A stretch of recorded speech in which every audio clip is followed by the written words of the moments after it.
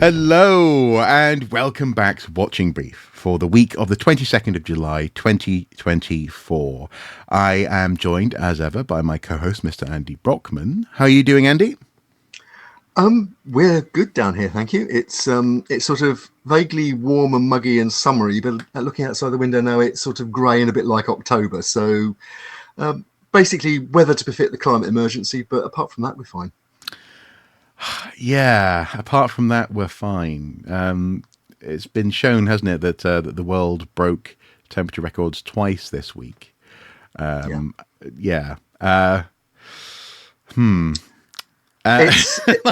mean, it's a subject we're promising to come back to. Yeah. But just two statistics from the United Nations Climate Change Organization in the last week via international meteorological organizations, and that is that we've been 1.5 above the post-industrial revolution average for the last 12 months in terms of temperatures, and this June just gone was the warmest ever recorded. Yeah. Something to keep an eye on. With that in mind, though, as you say, we will be talking about archaeology and the environment at some point in the near future. But today, we are going to be examining an old faithful in the form of Stonehenge. And also it's the last chance to save Stonehenge, at least for a generation. Last chance, yeah. Last chance to save Stonehenge. But also as well, some, and this is going to be really exciting for people at home, some planning stories, which I'm assured are important and somewhat interesting. So we're going to look at. Come on, Marc. Come on.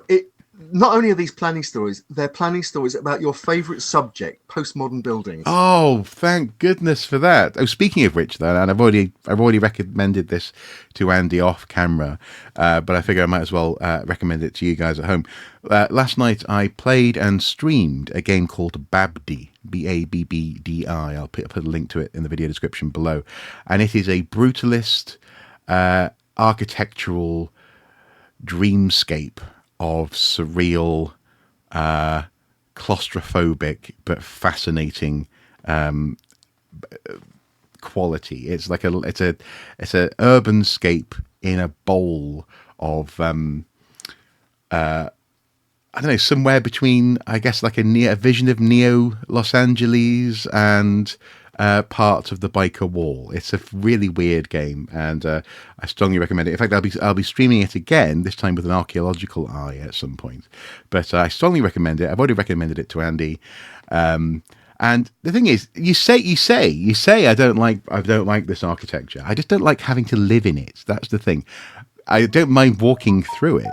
But I always feel sorry for those poor people who have to experience the whims of ideologue architects in their day-to-day lives. You're talking like a conservative NIMBY there. No, I'm not. I'm talking like like someone who, like I say, who knows and who's seen what it's like to live in and around the Biker Wall. It's just, it's grim, man. It's grim, and we've already talked about the Durham Student Union. I mean, you know, yes, that fantastic building that has been neglected by Durham students, by Durham University, and who want to actually make drastic changes to it. Yes, they do. Yeah. So you don't hurt yourself every time you go up and down the stairs. Anyway. Yes, we have things to discuss. So what's the first thing that we're going to be taking a look at today? Well, actually, as you've mentioned, Durham Students' Union, I will just come back to you. I'll just go with a building that is actually owned by Durham University that has popped up in the latest edition of Private Eye magazine. Private Eye magazine, for people who don't know it, it's a mixture of satirical comedy, cartoons, TV reviews, political comment, and really good investigative journalism. Mm-hmm. And they have a regular part of the magazine. It's called Nooks and Corners, which is about architecture and planning. Yeah. And quite coincidentally, because I'm sure Private Eye wasn't even aware of this, but it's the Festival of British Archaeology at the moment, and the current issue has a story about two buildings which were in fact are owned by universities and associated with university archaeology departments. Okay. One is to do with the University of York, and it's the Grade 1 listed King's Manor building. Yeah. Yeah, it was the home of the archaeology department until just weeks ago. But out of, it would appear, nowhere, and certainly with no idea of what they're going to do with it in future, the university has moved all the teaching that was in King's Manor out into the main campus, and they've said that they hope to find a heritage occupier for the building, but they've got no idea what it is. It was formerly the Abbot's House of the Benedictine Abbey of St Mary in York. It's a very historic building. It was built in the 15th century. It's a lovely building to look at and to visit, and obviously very atmospheric and appropriate for an archaeology department. They've made the usual comments that it's difficult to make it accessible and things like that, but that's an issue that is resolvable within heritage guidelines these days. And so basically it has a somewhat uncertain future. It can't be demolished because it's Grade 1 listed, but it has a somewhat uncertain future.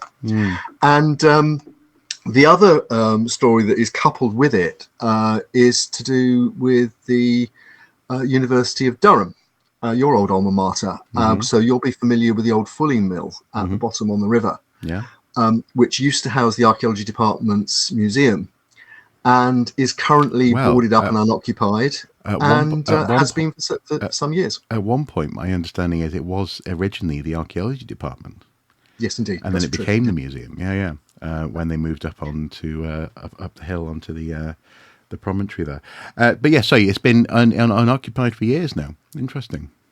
Yep, that's right. And it's on the at-risk register of Safe British Heritage. Right. Okay. Intriguing. So I'll have to run that by some present Durham people and see what they make of it. I think it will be very interesting to look at that. Yeah. I think it's maybe a story that we can come back to, that universities who are teaching future archaeologists are maybe arguably possibly neglecting, maybe even putting at risk our built heritage in the historic environment. Putting at risk. Wow. Those are big words. But one little tidbit, though, is that King's Manor has a twin here in Newcastle. What became the Holy Jesus Hospital, a place for retired, I think, sailors from the port at Newcastle, from the quayside, originally was also an ecclesiastical building. It has a medieval tower still as part of the structure. I worked there for a couple of years under the National Trust.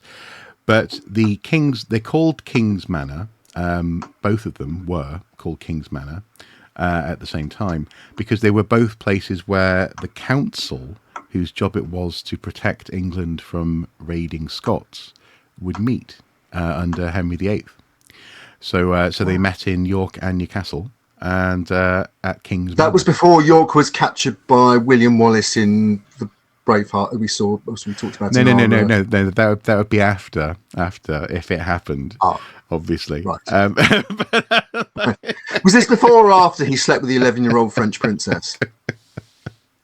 I think it was after that, but also it was before he was arrested making unfortunate slurs on a roadside. Yeah. Right. Yeah. Anyway, folks watching this, if you have absolutely no idea what we were just talking about, check out our Unstratified Entertainment about historical movies and the accuracy thereof. It's originally I think for our Patreon stream, but check it out. Yeah. It's now up in public. So, okay, we've gone down a rabbit hole, which began with brutalist architecture. What are the two planning stories that we are wanting, in addition to those that we talked about, to look at today? Okay, it's a good news story and a bad news story, Okay. really. And I'll start with the bad news story. For some time, the 20th Century Society have been campaigning to have the London City Hall building on the South Bank by Tower Bridge, that was built just over 20 years ago to house the London Assembly when it was reconstituted by the new Labour government of Tony Blair. It's a landmark building. It was designed by Foster and Partners, Sir Norman Foster, one of our most famous modern architects, world famous. It is it's currently in search of an owner, or at least an occupier, because the London Assembly moved out a couple of years ago, citing various grounds in terms of practicality and cost, although it was purpose built for them. And it is sitting in proud isolation in the garden. For people that don't know it, sometimes it's called a space helmet. It looks a bit like sort of a cross between, let's say cross between, a bit like a sort of stormtrooper's helmet, Star Wars stormtrooper's helmet. With built up on various tiers. It had a big open sort of atrium with a curved ramp going up the inside, which was designed to where the London Assembly would sit, and it was designed to be completely accessible and visible for Londoners, basically. It's a spectacular building. Or at least in its original iteration, it's a spectacular building. It is owned by a Kuwaiti developer called St Martin's Property, and they have submitted plans to basically radically change it. The ramp has allegedly already been stripped out. Okay. And they are they've submitted plans to repurpose it, and they say deal with issues of embodied carbon and so on, through an architectural practice called Gensler's. The 20th Century Society campaigned to have it listed by Historic England. Now, the issue is that it is actually too young, technically, to be listed. Normally, listed buildings have to be at least 30 years old. But exceptional buildings can be listed when they're younger. The 20th Century Society have tried to get City Hall listed twice now, and they failed on both occasions. Historic England basically have turned it down, and what they've said in the statement is, and I'm quoting, in April 2022, the Department for Culture, Media and Sport agreed with our recommendation that City Hall should not be listed. Our recommendation not to list remains unchanged, and we will not be reassessing the building for listing. Okay. So, I mean, what we have here basically is a building that is acknowledged by experts to be exceptional, and yet the letter of the legislation means that it's acutely vulnerable. But the thing is, this is where, I mean, we often have to sort of put in caveats, don't we, when it comes to planning the conversations, that archaeologists aren't against the building of houses. You also can't preemptively determine that something has to survive in the historical record, more to the point, in the historic skyline of a city. You can't say this is a historic building when it's only a few years old. It is privately owned.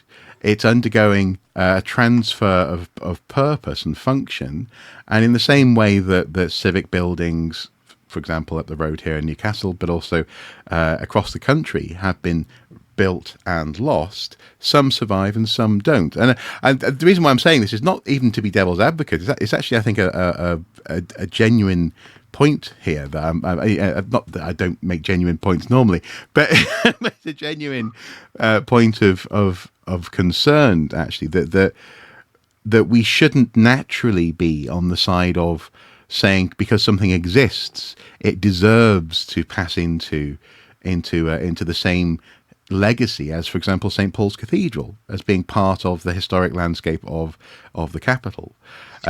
If it survives and its function changes, it will continue. Then it can be listed, and then at that point, its function throughout its history will be preserved in physical form. Surely. I think the issue here is that there are clear frictions, shall we say, between the historic environment groups, including people trying to identify the best of the modern environment going forward, and developers who are basically wanting to accommodate fashion, law, practice. This is being dressed up partly as an environmental refurbishment to acknowledge modern environmental practice. And it certainly is a retrofit rather than a demolish and rebuild. Yeah. And it has to be said that when they were asked to assess it, Historic England said that, quote, it didn't rank among the best examples of the work of Foster and Partners in this period, 25 years ago. But then they went on to say it featured a striking geometric design of clear technical sophistication. Although some people actually dismissively nicknamed it the Lord Mayor's testicle. So it polarized people in the way that modern buildings tend to do. Yeah. I think the point is that it's perfectly legitimate to sometimes say, look, this is likely to be really important. What the 20th Century Society said is, and again, I'm going to quote. This is campaigns director of the 20th Century Society, Ollie Marshall, who told the Architects Journal, the case perfectly demonstrates the great risk that younger buildings of significance face.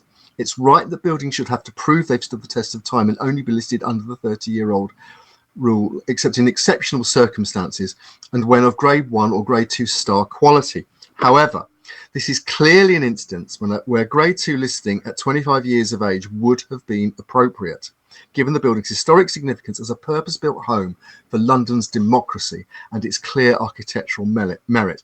The choice not to exercise the flexibility in the listing system sensibly affords has led to a regrettable loss for the capital. And what they say is that Gensler's scheme strips away every element of architectural significance and reduces the building to a cynical silhouette of its former self in pursuit of a nebulous, forward-looking mixed-use destination. Obviously, Gensler's would argue with that, but yeah. As you say, listing is controversial, and the listing of modern buildings is even more controversial. But I do think that this was okay. I'm speaking here as a Londoner. I actually really like Foster's. Maybe it's because I'm a Londoner. Yeah. So, but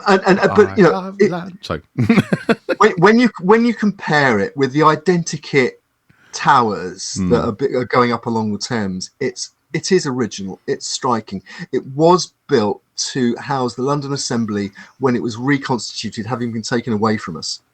So it had an important historical role, and not to recognise that in listing, I think personally is, well, at best regrettable. There you go. But and I agree. I agree in so much as I feel as though absolutely local residents' opinions should matter and should count. And if nothing else, I can think of other examples where actually the conversation around whether or not something is too modern or too, a bit of an eyesore because it's a cutting edge design actually becomes quite nostalgic. And within a generation or two, people actually love something for its striking presence. But this is an interesting case in that very specific sense of the conversation surrounding why do we save things? Are we saving something because it once had a function? Are we at risk of suggesting and supporting that sort of notion or not? And if that's the case, you can. I mean, at an extreme, in extremis, we do see people try to list sections of brick wall, for example, in urban environments, sometimes in a slightly cynical attempt to stop developments on their doorsteps. And they'll say, "Oh yes, but this brick wall has a certain flourish at the top," and sometimes it goes through. And so, in that sense, yes, the listing process and status can be controversial and can be used for slightly cynical reasons. But it's probably, I mean, I guess what I'm saying is it's good that this conversation can happen about this building, because there are lots of buildings of civic import which fall out of use, and if they're not used, if they don't find another function, then they quite rightly are subject to change, and I don't think we should. I think we need to be careful about the hills that we choose to die on in that sense. I'm not suggesting that you are choosing to die on this particular hill, but people who say that because something has existed and it's interesting, that it's automatically now part of the historic landscape, are skipping a beat. It has to be subject to a sort of not necessarily democratic process, but a sort of a process of incidental, tacit approval for its presence, surely, based on how it's treated, I guess. I mean, you say that it's been described as being a cynical shell of its former self. What is it being transformed into? If you look at the CGIs that have been published, something that that was a sort of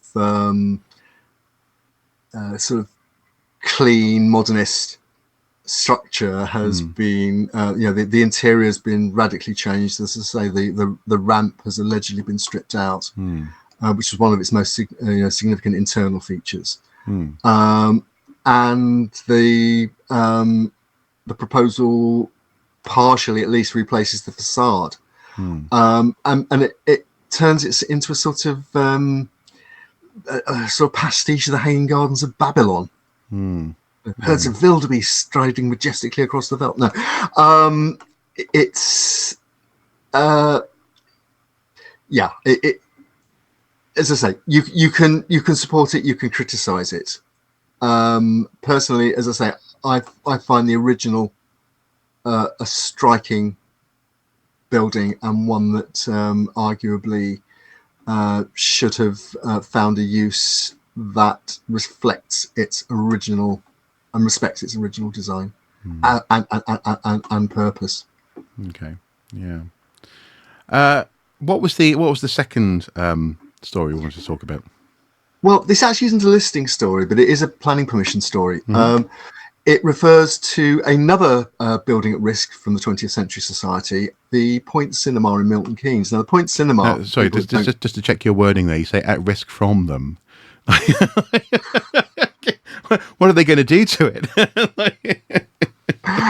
We'll come to that later. Identified at risk by, I guess, yeah. Yes, identified. It's on the at-risk list that's published by the 20th Century Society, which purports to it's the most important buildings that are built during the 20th century that are currently at risk from developers and either radical change, like the Foster City Hall, or demolition. And this was the this was the Point Cinema complex at Milton Keynes. It was built in 1985. It is one of the UK's first multiplex cinemas, and it is incredibly striking. Its nickname is the Buckinghamshire Ziggurat, because it's basically terraces of what are actually cinema studios that people can go and visit, that sit inside a sort of pyramidal structure of metal, red metal girders, I suppose, or frames. It's a very striking building. It's 70 feet high. It was lit up at night, but it has. You were talking about buildings running out of changing use, and as fashions change and so on.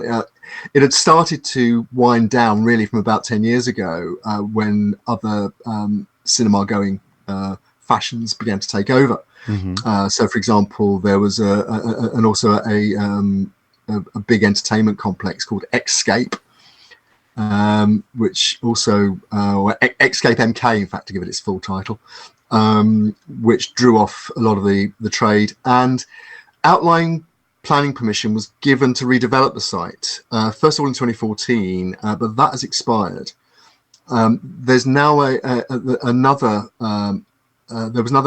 application to basically create a housing development on the site. But the good news about that is that the local authority has actually said, no, we're going to retain, and they voted unanimously to save the point from demolition, which is something that the 20th Century Society has welcomed.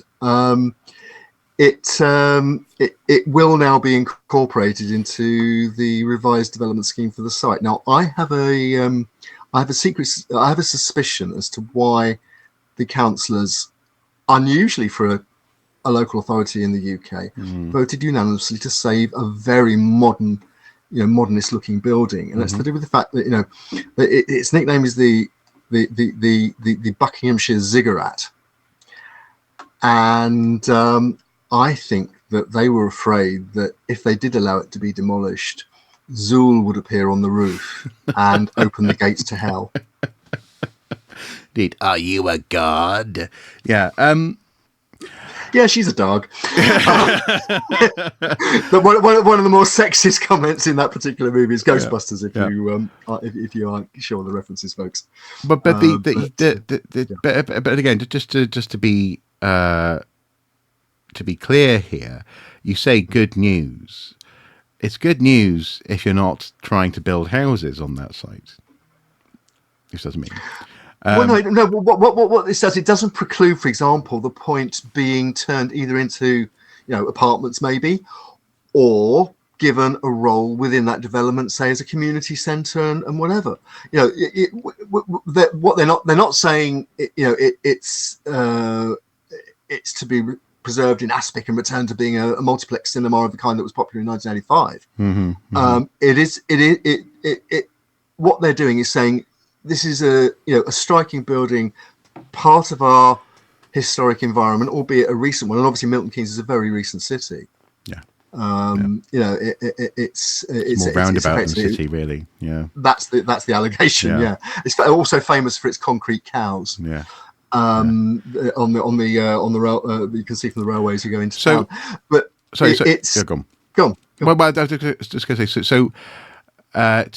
to placate my devil's advocate point, then, are you suggesting that actually the good news not only is that a building of character is safe, but also actually that this has the reuse as opposed to repurpose as opposed to demolishing and rebuilding, which is better for the environment. It's better in terms of embodied carbon, hopefully, and will likely mean less less upheaval in the lives of people surrounding it. Because one thing to bear in mind, and I know that it's a relatively incidental aspect of planning, but is actually this, for want of a better word, the psychological impact of changing such a big structure for people. And very, very quickly before we continue, here in Wallsend, I started living here about 15 years ago now.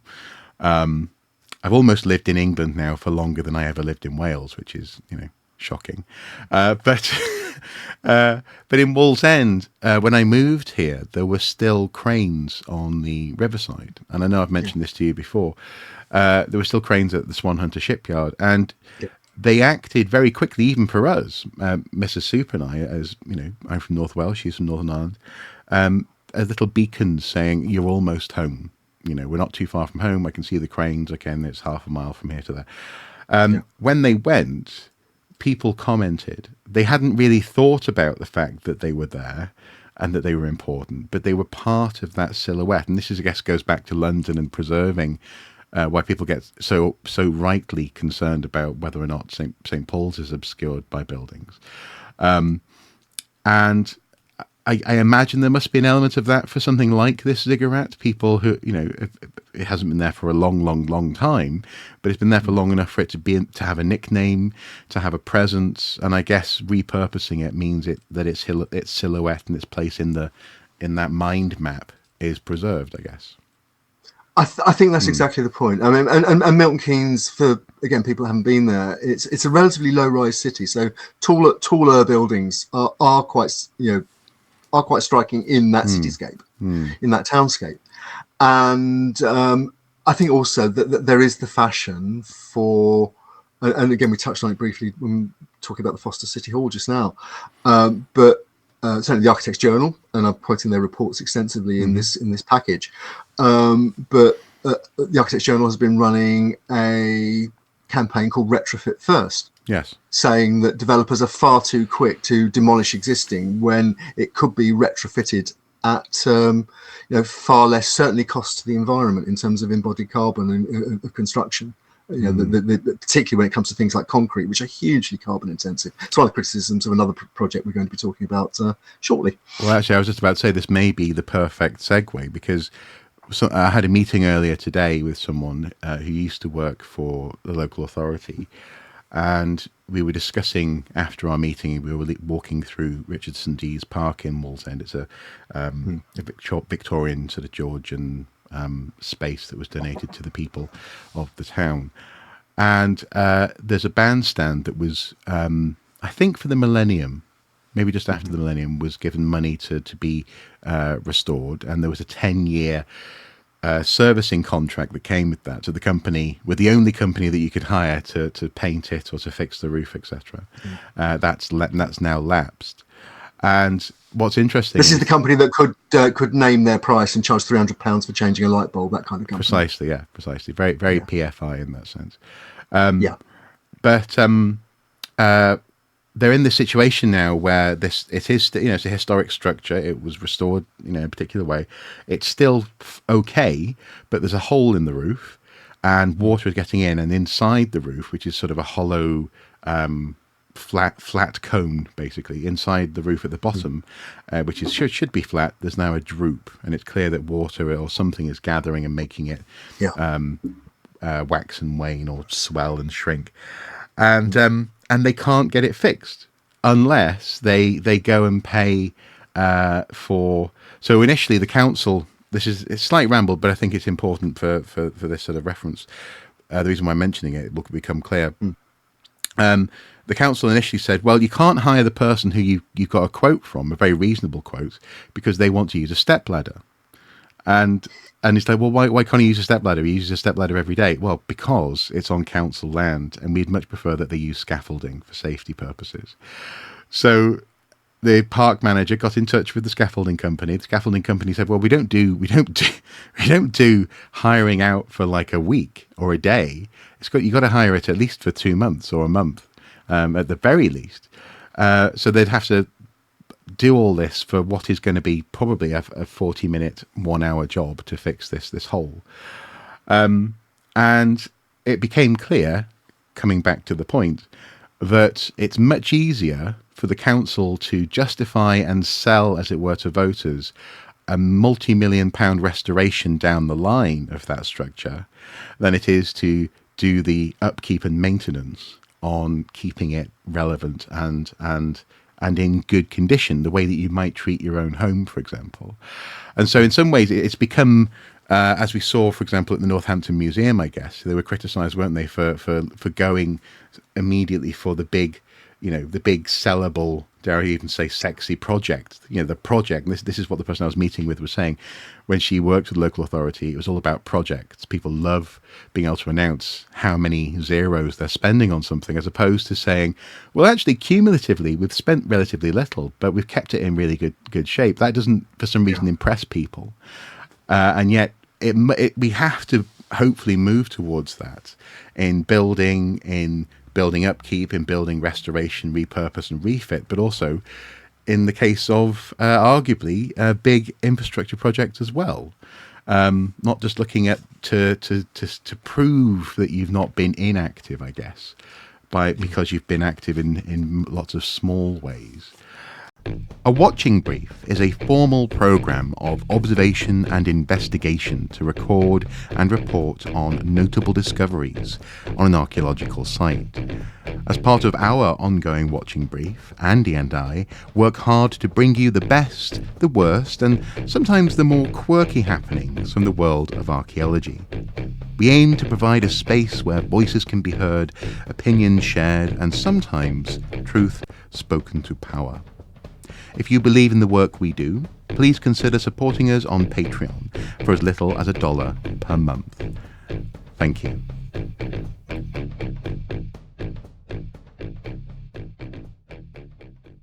And in that sense, we come back to the biggie, the one that started us all in terms of watching brief, folks, and that is Stonehenge. We know that they went back to court. I think we touched on that in the last watching brief episode. Yes. We're still waiting on a result there, but also we preempted the fact that UNESCO are going to be meeting in New Delhi to discuss, amongst other things, whether or not to put Stonehenge on an at-risk list, an in danger list in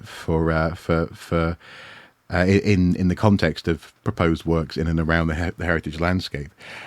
What has happened?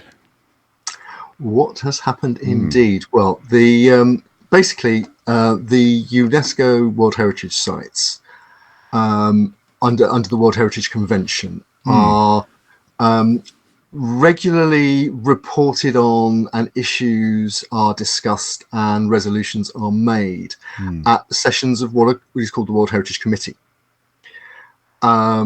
And the latest meeting of the World Heritage Committee, the 46th session, in fact, opened in New Delhi on the 21st of July. It runs through till the 31st of July, 10 days.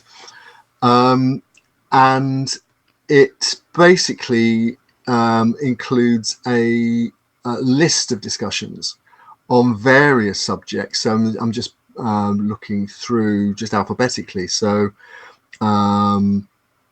a site that people might have heard of in terms of Roman archaeology, but Albania, there's a state of conservation report by the States Party, Albania in this case, about Butrint.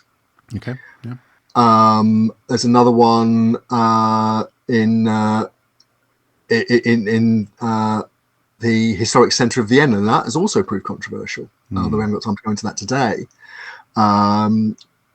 Belarus and Poland are reporting on the Białowieża forest, because these aren't just it's the natural environment as well as the historic environment we're talking about here, and so it goes on. In Belgium, it's the Notre Dame Cathedral de Tournai in the town of Tournai, and if I scroll down through the list, we come to United Kingdom, and we weren't at the top of the list. I did. Oh, goodness! I've got to maybe drop my phone. It's alphabetical. It's alphabetical. Okay. And in fact, Great Britain. Sorry.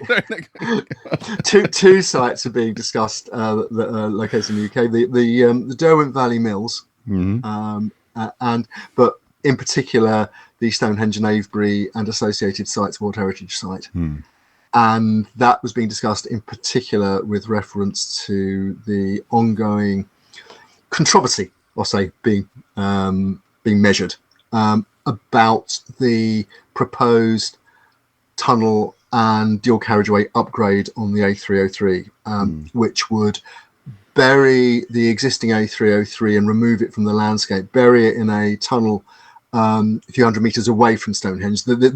Again, need to make clear, nobody is talking about tunneling under Stonehenge. Nobody is talking about changing, doing anything to damage the Stonehenge stones, and so on and so on and so on. What we're talking about here is the wider Stonehenge landscape and what will happen to that. So the existing A303 gets buried in what's called the short tunnel. And then the tunnel then emerges at what's called the Western Portal, which is short of the edge of the World Heritage Site and close to some significant prehistoric archaeology. Mm-hmm. And then a dual carriageway and cutting continues across the rest of the World Heritage Site and exits towards the West Country. It's controversial for a number of reasons, which I won't rehearse all of them now. No. But just look back at discussions of the Stonehenge tunnel passing just on the watching brief, let alone Google Stonehenge tunnel controversy, and you'll be there all day. It's a row that's been going on since the mid-1990s at least. Yeah. As to what to do with the A303 at Stonehenge. Yeah.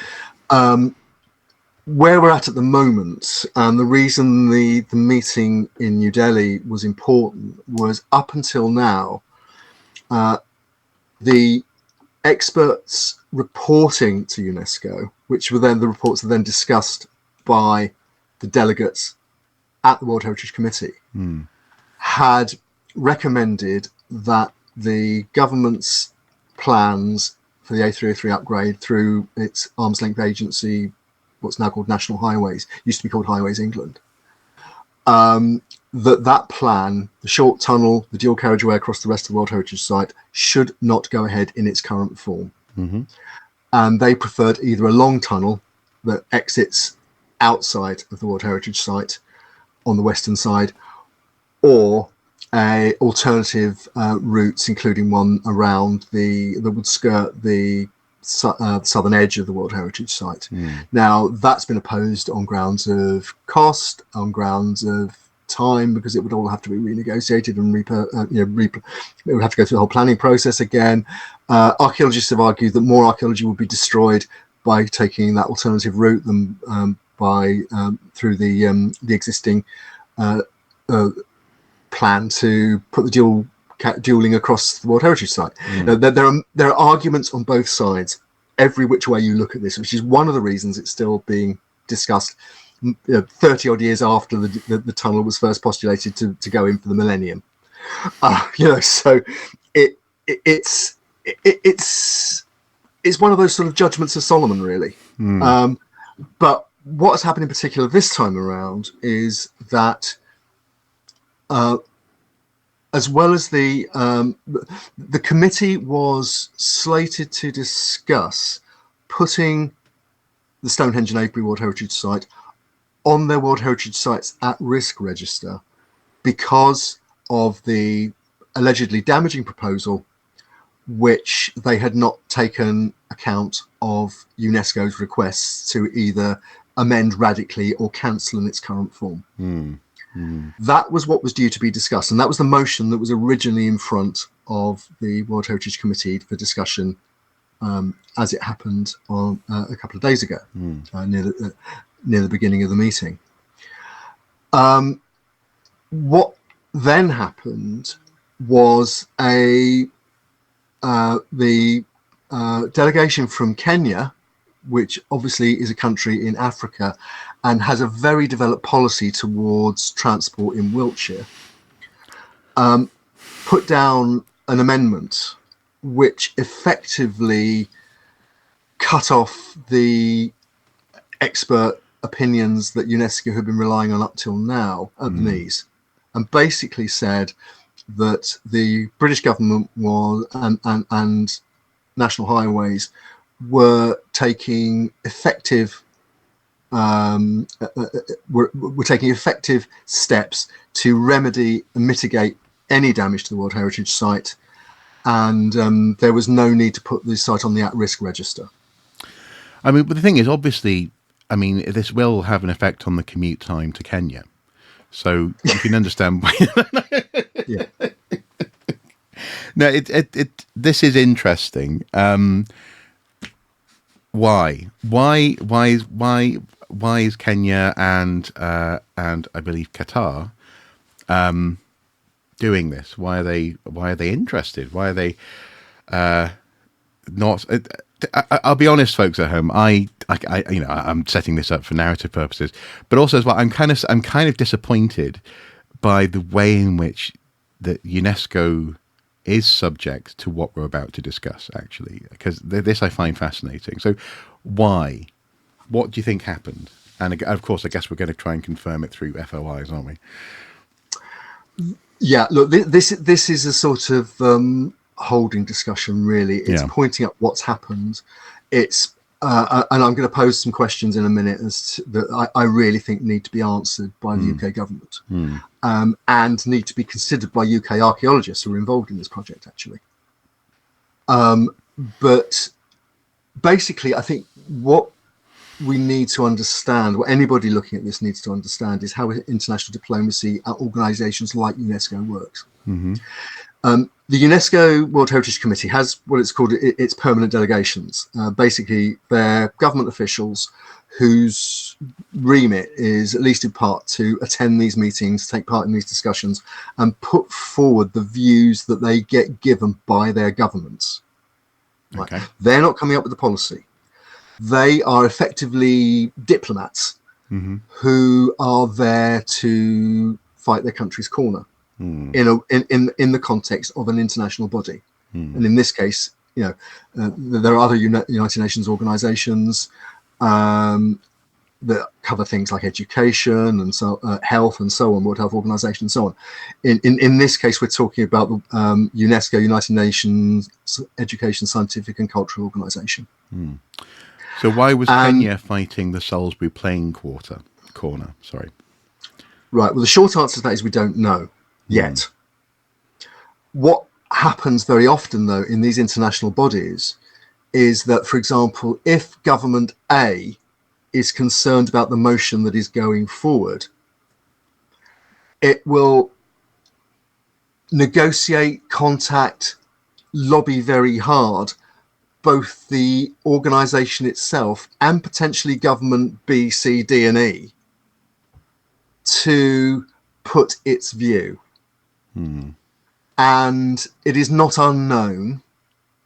And the most famous example, and perhaps the most egregious example of this, is the International Whaling Commission, where, for example, whaling nations like Japan have allegedly offered substantial financial aid, for example, to countries with no history or interest, previous interest in whaling, to support Japan's view that commercial whaling should be allowed to continue.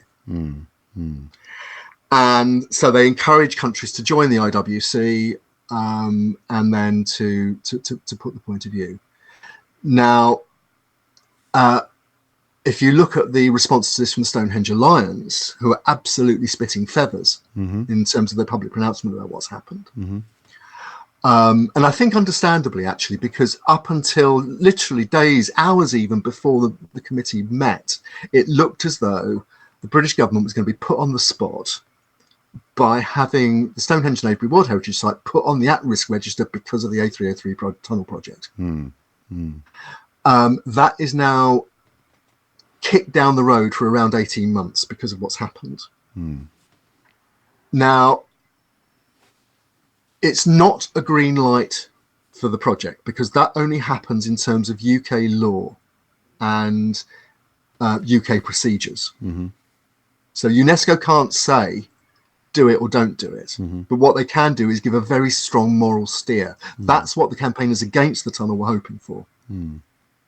That UNESCO's experts, like many of the experts in the UK who opposed the tunnel, were saying, that this is not an acceptable. The benefits aren't acceptable in terms of what will be lost in terms of universal value of the Stonehenge Neighbourhood World Heritage Site.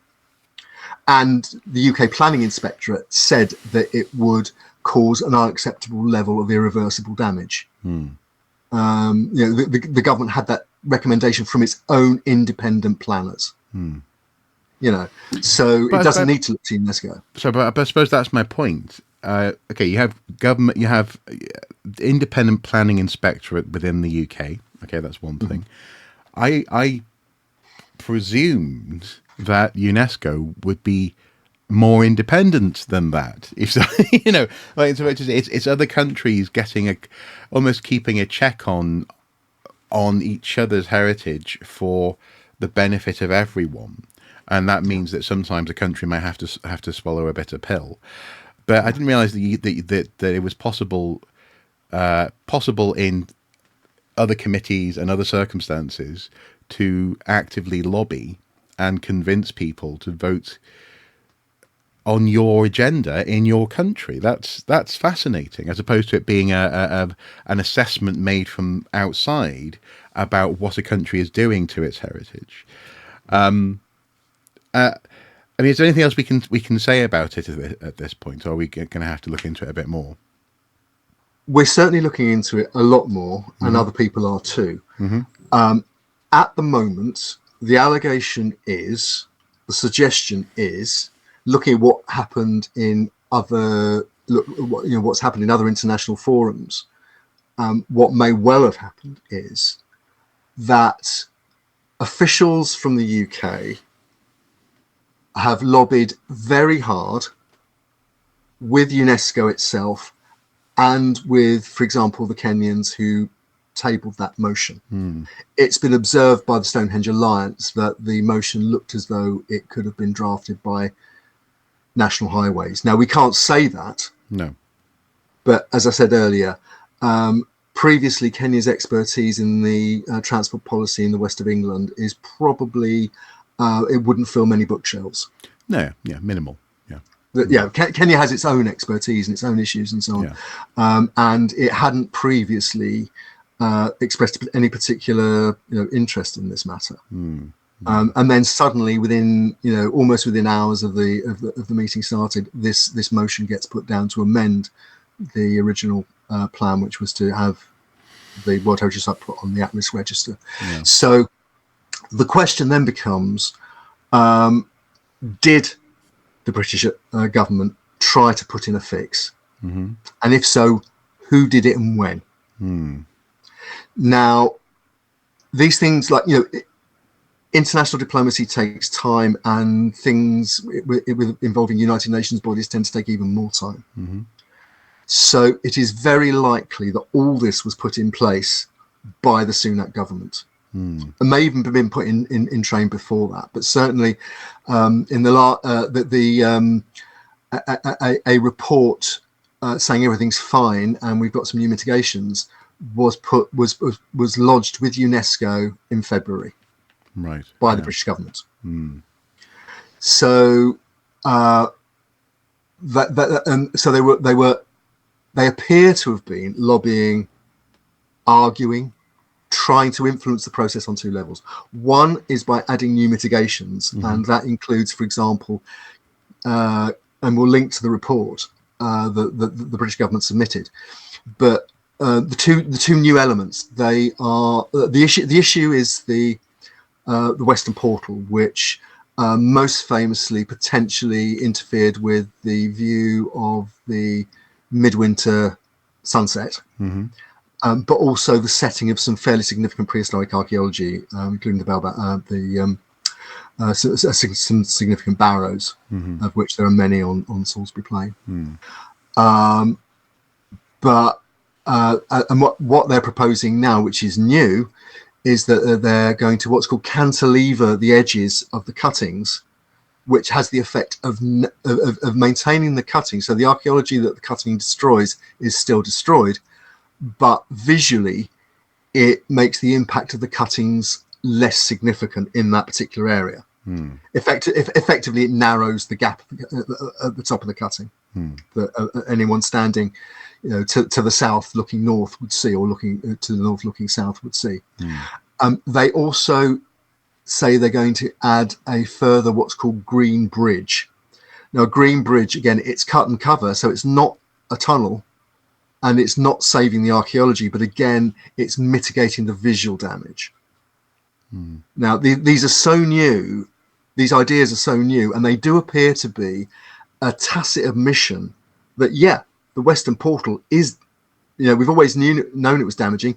Mitigations we put in place up until now aren't good enough, and we need to put more in place. So, to that extent, the pressure from the campaigners is beginning to tell. And in effect, what they're doing is lengthening the tunnel on the cheap, to make it to make that open cutting less intrusive. But it's such a new idea that the comments, for example, from Wiltshire Council and from Historic England, who've assessed this for the report and put in expert submissions as appendices to the report that went to UNESCO, say, look, yeah, this will probably have some mitigatory effect. Mm-hmm. But to be honest, we haven't got the details. We can't say, how much we need to see more. So, and whether whether they will see more or whether this was just put in to get it through UNESCO, again, we don't know yet. But I think what it does show is that there are there's more to come on this story. Not just from the UNESCO point of view, but also from the legal point of view. Now, again, the Stonehenge Alliance, or the Save Stonehenge World Heritage Site, which is an offshoot of the Stonehenge Alliance, has recently been back in the High Court to try and get the development consent order that was signed by the previous Transport Secretary, Marc, to try and get that overturned. The hearing ended last week. It's the decision is now with the court, and a response could come at any time, but most likely in the autumn, one way or the other. And then after that, there's probably around a year's worth of archaeology to be done before they can actually break ground on the areas like the Western Portal that are going to be destroyed. Yeah, which is fine, and this is the thing that drives me mental, to be honest, with some of my fellow archaeologists in this country. It's all of these questions about what's happening with the project, how are they mitigating the impact of the project, so on and so forth, are nothing to do with archaeologists and their ability to do archaeology on the site, and to do it well. I have full faith in my colleagues to be able to do that, and regardless of what some individual campaigners have hinted at in moments of Twitter candid passionate tweeting, that's not really the issue. The issue at play here is how well are we looking after this heritage landscape. And you were quoting a little earlier opinion that was along the lines of, well, we're restoring the landscape. This isn't the first time we've heard this. We've heard those words deployed months, if not years ago now. This is a restorative action. But it's not as simple as that. And if archaeologists are being honest, then they would acknowledge that. But I think this discussion has been so polarized within UK archaeology along the lines of, well, do you support the archaeologists doing the work or not? And the answer is the work necessary or not? Not do I support the archaeologist? Of course, exactly. I support the archaeologist. Is it necessary, and is it necessary in the form that it's taking? And you say you won't relitigate some of your previous points. I won't necessarily harp on too much about my previous points, but safe to say one of them being that for living recorded memory, there's been a road or a trackway where the A303 is in relation to Stonehenge. We don't have evidence for what the landscape was, in as good as the evidence that we have for the evidence that we have since there was a trackway. And to say that you're restoring it means that you also have to restore forests. And then what about the next town over? And then what about electricity pylons on the horizon? It's a strange Gordian knot that some archaeologists have tied themselves up into on this, because they have decided that this project is necessary. And now here we come back to my segue about projects. Projects are exciting, and you can convince yourself that it's going to bring attention to, for example, archaeology, or it's going to bring a wonderful new exhibition to the Stonehenge Museum, all about what was found when we dug at the Western Portal entrance. That's fine. You can get excited about that, but that's not what this conversation is about. And no. I think people lose track of that far too easily.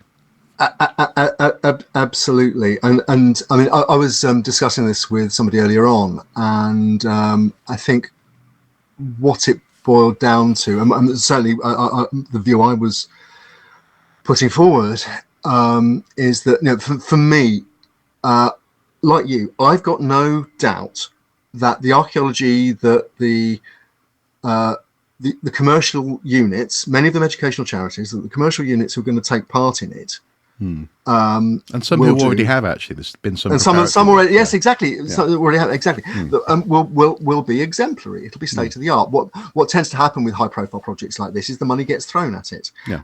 The plans can be criticised, like any plan can be criticised, but we're not dealing with a local developer trying to get away with not doing any archaeology at all. That's far from it. Sorry. I'm not going to get to stay down that particular urban rabbit hole today. But look, the issue isn't about whether good archaeology will be done, whether archaeology that could be game changing in terms of understanding of that landscape and that aspect of prehistory could be. That is all a tantalizing possibility. But before you get to that tantalizing possibility, and that bankrolling of some large archaeological units for a number of years, which we can't not consider, is, first of all, it's duty of care. It's whether the work is lawful, and whether it respects the UK's treaty obligations, to example, UNESCO. And if my argument would be that if it is found after due process, and boy, have we got due process underway. And again, archaeologists criticise the Stonehenge Alliance for bringing further court cases and so on. Do they want something to go ahead that is actually unlawful and isn't proven to be lawful and hasn't been tested? And hasn't been tested, hasn't been stress tested to destruction. By due and legal process. Given that Stonehenge, as much as I know this bothers me, but Stonehenge is a byword for archaeology. It's arguably one of the most important archaeological monuments on the planet, at least if nothing else, in terms of how people refer to archaeology. The Stonehenge of Patagonia, the Stonehenge of this. There's been exactly. It's a cultural icon. Yeah, and that's one of the things that UNESCO is cognizant of. That World Heritage Landscape has OUV, outstanding universal value. That is what Britain is meant to be protecting and respecting. And the argument is it's not. And I think there's another question which I would ask our colleagues, which extends that point really. I think in the end, for me, there are 2 points of public interest in this story. One is that the project is the best it possibly can be, and that it's proved to be lawful within UK law and due process. But the other one that I think has to be in play now after what happened in New Delhi is, how do our colleagues feel about a project maybe going ahead when the government, probably Sunak's government, but this has happened now under a Labour government, it's now going to cross the desks of the Transport Secretary, Lisa Nandy, the Culture Secretary, and so on. Did they sign off on this? If they didn't, was it just in process and because there's so much else going on at the moment and they're only new in the post, they didn't have their eyes fully on this particular ball? However it's come about, do UK archaeologists and the bodies like the Chartered Institute for Archaeologists who purport to represent them and lay down their ethical structures, is it acceptable to professional archaeology that the UK government may have put in a fix, may have attempted to rig the decision making of the only international body that has any weight in these cultural issues? Yeah. And that's, as you say, that's something we're going to keep an eye on, investigate a little bit more, and get back to you fine folks at home on. Yep. Well, I suppose, and there we go. Really, obviously, we could talk about this all day. I could come back with some other additional aspects, but I think I think that's a good point to end on. Thank you so much for your time today, Andy. Thank you, folks at home, for watching. Please do comment below if there's anything that you think that we've missed or that you'd like us to comment on in the world of archaeological news. Please do get in touch. And of course, as ever, do consider supporting us on Patreon.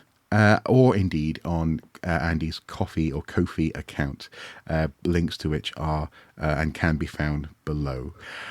Speaking of links below as well, just to be clear, the game I mentioned earlier, the Babbdi game, is actually free. It's a piece of freeware to download. So if you're at all curious about surreal experiences within brutalist architecture, someone described it on the stream last night as being like a Soviet purgatory.